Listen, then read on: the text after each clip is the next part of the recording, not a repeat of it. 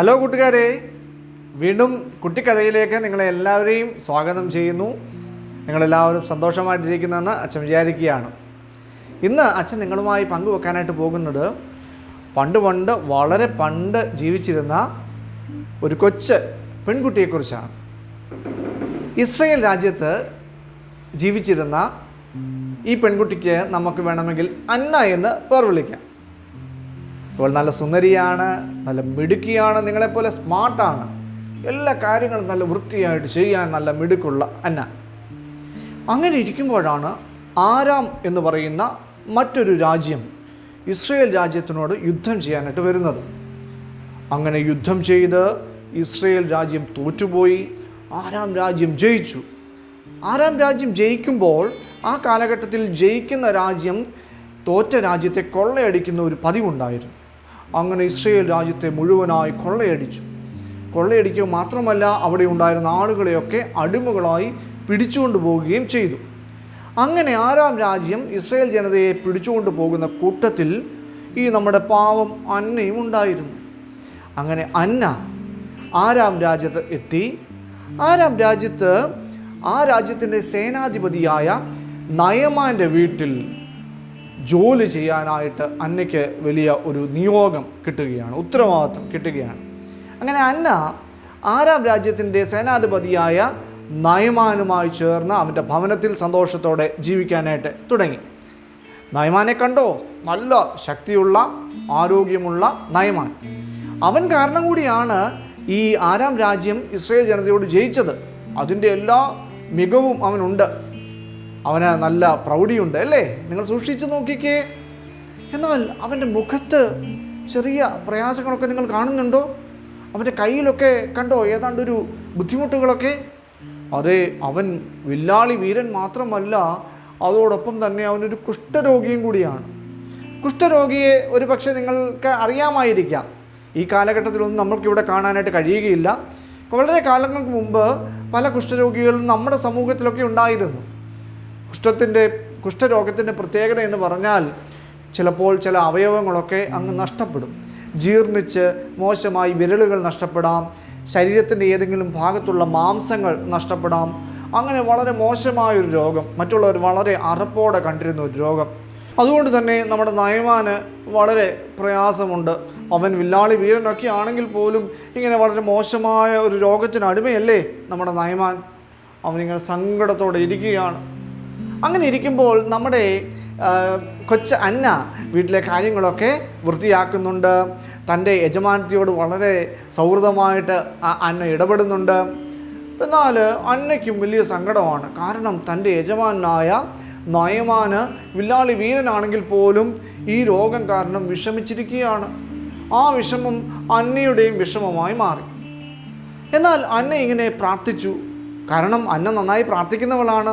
എൻ്റെ ദൈവമേ, എൻ്റെ യജമാന് എങ്ങനെയാണ് സൗഖ്യം കൊടുക്കുന്നത്, എങ്ങനെയാണ് സൗഖ്യം കിട്ടുന്നത്?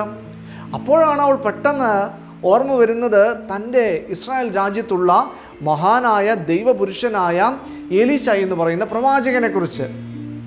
ഉടൻ തന്നെ അവൾ തൻ്റെ യജമാനത്തിയോട് ഈ നല്ല വർത്തമാനം പങ്കുവച്ചു. യജമാനത്തി, എൻ്റെ നാട്ടിൽ ഒരു നല്ല പ്രവാചകനുണ്ട്. അവന് ദൈവവുമായി വളരെ അടുത്ത ബന്ധമുണ്ട്. അവൻ ദൈവത്തോട് പലതും പ്രാർത്ഥിച്ചാൽ അത് ലഭിക്കുന്നവനാണ്. ആണോ? യജമാനത്തി ആകാംക്ഷയോടെ ചോദിച്ചു. ഉടൻ തന്നെ യജമാനത്തി നയമാൻ്റെ അടുക്കലെത്തി. ചേട്ടാ കേട്ടോ, നമ്മുടെ കൊച്ചു അന്ന എന്നോട് പറഞ്ഞു, അവളുടെ രാജ്യത്ത് ഒരു നല്ല പ്രവാചകനുണ്ട്. അവൻ പ്രാർത്ഥിച്ചാൽ, ദൈവത്തോട് അരുളി ചെയ്താൽ നിങ്ങളുടെ ഈ അസുഖങ്ങളൊക്കെ മാറിക്കിട്ടും. കേൾക്കേണ്ട വാദി നയമാനത് ചെയ്തു. തൻ്റെ യജമാനായ രാജാവായ ആരാം രാജാവിൻ്റെ അടുക്കലേക്ക് ഓടിയെത്തി. ആരാം രാജാവിനോട് പറഞ്ഞു, രാജാവേ, എനിക്കൊരു നല്ല വർത്തമാനം പറയാനുണ്ട്. നമ്മുടെ അയൽ രാജ്യമായ നമ്മൾ കൊള്ളയടിച്ച ഇസ്രയേൽ രാജ്യത്ത് ഒരു പ്രവാചകനുണ്ട്. എലീശ എന്നാണ് അവൻ്റെ പേർ. അവൻ പ്രാർത്ഥിച്ചാൽ എൻ്റെ ഈ കുഷ്ഠരോഗമൊക്കെ മാറും. ഉടൻ തന്നെ രാജാവിന് സന്തോഷമായി. രാജാവ് പറഞ്ഞു, നീ അവിടേക്ക് പോകണം. രാജാവ് ഒരു നല്ല എഴുത്തൊക്കെ ഇസ്രയേൽ രാജാവിന് നൽകുവാനായിട്ട് നയമാൻ്റെ കയ്യിൽ കൊടുത്തു. കുറേ പുതിയ വസ്ത്രങ്ങളൊക്കെ അവൻ്റെ കയ്യിൽ കൊടുത്തുവിട്ടു. നല്ല സമ്മാനങ്ങളൊക്കെ കൊടുത്തുവിട്ടു. അങ്ങനെ നമ്മുടെ നയമാൻ ഇസ്രയേൽ രാജ്യത്തേക്ക് എത്തുകയാണ്. ഇസ്രായേൽ രാജ്യത്തെ രാജാവിനോട് ഈ കാര്യങ്ങളൊക്കെ പങ്കുവെച്ച് അവൻ ആ എഴുത്ത് ഇസ്രായേൽ രാജ്യത്തിൻ്റെ രാജാവിന് നൽകുകയാണ്. രാജാവ് ഈ എഴുത്ത് വായിച്ചപ്പോൾ രാജാവിന് വളരെ വിഷമമായി.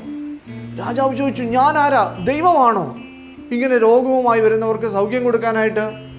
രാജാവ് പ്രയാസപ്പെട്ടു. ഈ വർത്തമാനം പ്രയാസം ഉണ്ടായപ്പോൾ രാജാവ് എന്ത് ചെയ്യുന്നറിയുമ്പോൾ തൻ്റെ വസ്ത്രം കീറി. തൻ്റെ പ്രയാസത്തിൻ്റെ ഒരു അനന്തരഫലമായിട്ടാണ് രാജാക്കന്മാർ പണ്ട് കാലത്ത് വസ്ത്രമൊക്കെ കീറുന്നത്. ഇത് നമ്മുടെ എലീശ പ്രവാചകൻ അറിഞ്ഞു. രാജാവ് വസ്ത്രം കീറി വളരെ ദുഃഖത്തിലാണ് എന്ന്. ഉടൻ തന്നെ എലീശ രാജാവിനെ അറിയിച്ചു, നയമാനെ തൻ്റെ അടുക്കിലേക്ക് പറഞ്ഞയക്കുക. അങ്ങനെ നയമാൻ എവിടെ എത്തി? എലീശ പ്രവാചകൻ്റെ അടുക്കലെത്തുകയാണ്. ഉടൻ തന്നെ എലീശ അവനോട് പറഞ്ഞു, നീ പോയി യോർദാനിൽ 7 പ്രാവശ്യം മുങ്ങി പൊങ്ങുക, അങ്ങനെയുണ്ടെങ്കിൽ നിനക്ക് സൗഖ്യം കിട്ടും. നയമാൻ വളരെ ദേഷ്യമായി. നയമാൻ വിചാരിച്ചു, ഇത്രയും ദൂരം ഞാൻ താണ്ടി ഇത്രയും സമ്മാനങ്ങളുമായി എത്തിയത് ഇവിടെയുള്ള ഈ നദിയിൽ മുങ്ങാനാണോ? എനിക്ക് എൻ്റെ രാജ്യത്ത് എത്ര നല്ല സുന്ദരമായ നദികളുണ്ട്.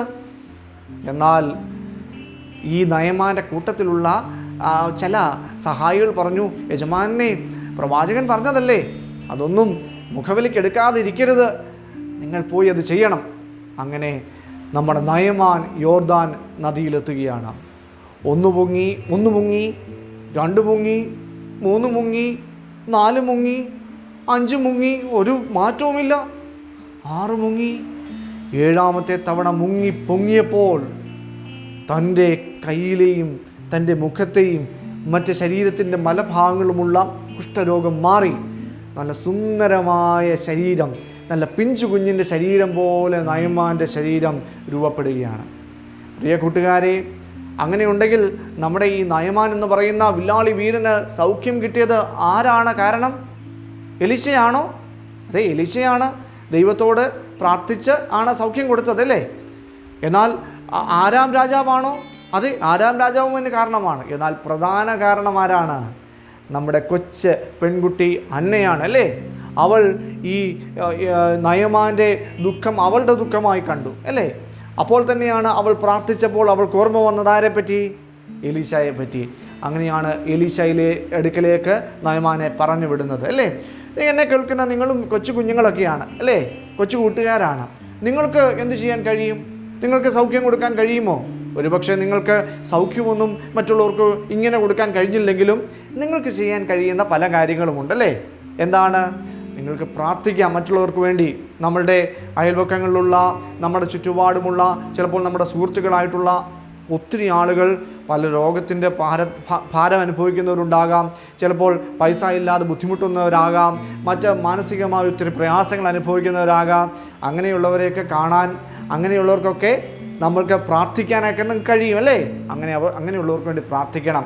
കൂടാതെ ചിലപ്പോൾ സാമ്പത്തികമായ പ്രയാസം അനുഭവിക്കുന്നവർക്ക് നിങ്ങളുടെ പപ്പായുടെയും മമ്മിയുടെയും കയ്യിലൊക്കെ പൈസ കാണുമായിരിക്കാം, അച്ഛനറിയില്ല. ഉണ്ടെങ്കിൽ നിങ്ങളുടെ പപ്പായോടും മമ്മിയോടും പറയണം, അവരെ സഹായിക്കണം എന്നുള്ളത്. അല്ലെങ്കിൽ അങ്ങനെയുള്ള സഹായം ആവശ്യമുള്ളവർക്ക് സഹായം നൽകാനായിട്ട് നിങ്ങൾക്ക് മനസ്സുണ്ടാകണം. കൂടാതെ ചിലപ്പോൾ ഹോസ്പിറ്റലിൽ മറ്റിടങ്ങളിൽ പോകാൻ കഴിയാത്തവർക്ക് നിങ്ങൾ സഹായമായ മാറാം അല്ലേ. പ്രായമുള്ളവരുണ്ടാകാം, അവരെ സഹായിക്കാൻ നിങ്ങൾ കഴിഞ്ഞെന്ന് വന്നേക്കാം. അങ്ങനെ നമ്മുടെ കൊച്ച് അന്ന ചെയ്തതുപോലെ നമ്മളും ഇങ്ങനെയുള്ള സഹായങ്ങൾ ചെയ്യുമ്പോൾ അത് ഏറ്റവും അനുഗ്രഹമായി തീരും.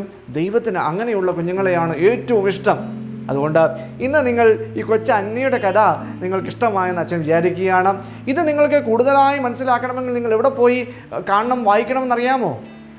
രാജാക്കന്മാരുടെ 2-ാം പുസ്തകം, വേദപുസ്തകത്തിൽ രാജാക്കന്മാരുടെ 2-ാം പുസ്തകം 5-ാം അധ്യായം നിങ്ങൾ വളരെ ശ്രദ്ധയോടെ വായിച്ചാൽ നമുക്ക് ഈ കൊച്ചു പെൺകുട്ടിയുടെ കഥ കൂടുതലായി മനസ്സിലാക്കാനായിട്ട് കഴിയും. നയമാൻ്റെ കഥ കൂടുതലായി മനസ്സിലാക്കാനായിട്ട് കഴിയും. അതുകൊണ്ട് നിങ്ങളെല്ലാവരും വചനം വായിക്കണം, പ്രാർത്ഥിക്കണം, മറ്റുള്ളവരെ സഹായിക്കുന്നവരായി തീരുവാനായിട്ട് ദൈവം നിങ്ങളെ സഹായിക്കട്ടെ എന്ന് അച്ഛനും പ്രാർത്ഥിക്കുന്നു. നിങ്ങളെല്ലാവരെയും ദൈവം അനുഗ്രഹിക്കട്ടെ. ഓക്കെ, അപ്പോൾ ഇന്നത്തെ കഥയോടെ അവസാനിക്കുന്നു. വീണ്ടും നല്ല കഥകളുമായി ഞങ്ങൾ എത്തുന്നതാണ്. നിങ്ങളത് കാണാനായിട്ട് പ്രത്യേകം ശ്രദ്ധിക്കണം, കൂട്ടുകാരുമായി ഷെയർ ചെയ്യാനായിട്ട് പ്രത്യേകം ശ്രദ്ധിക്കണം. കൂടാതെ ഞങ്ങളുടെ ഈ വീഡിയോ ഒക്കെ വരുമ്പോൾ നിങ്ങൾ ലൈക്ക് ചെയ്യണം, കമൻറ്റ് ചെയ്യണം. അങ്ങനെ ആകുമ്പോൾ ഞങ്ങൾ കൂടുതൽ നല്ല വീഡിയോസുമായി നിങ്ങളുടെ മുമ്പിലേക്ക് വരാനായിട്ട് ഇടയാകും. Okay, by.